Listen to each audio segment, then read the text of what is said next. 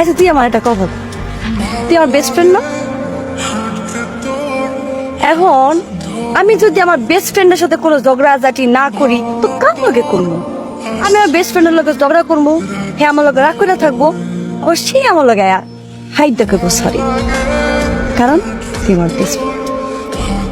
আর যদি কোনো আকাম করি সেখানে যে তোর নাম করি, তোর মাইন্ডে বাইন্দা দিয়ে ইচ্ছা মতো বিড়াইবো, তারপর তুই আমার মতো রাগ করে থাকবি, হ্যাঁ আবার সরি কবি, কারণ কিছু মিস বেস্ট ফ্রেন্ড।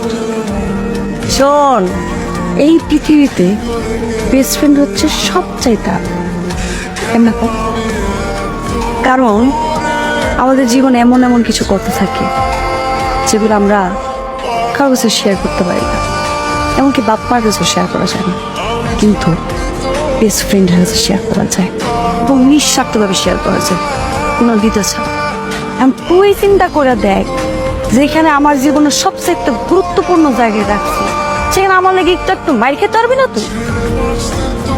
না, বেস্ট ফ্রেন্ডের যদি এরকম মাইর খাওয়া লাগে, এরকম বেস্ট ফ্রেন্ড আমার দরকার নাই। আরে আজকে তো তোর মাথা মতো গরম আছে, তেলে তুই বুঝতে। সর আমার যাইতে দে। আর শোন না, আমি তো তোর আসল কথাটাই কইতে পারলাম না।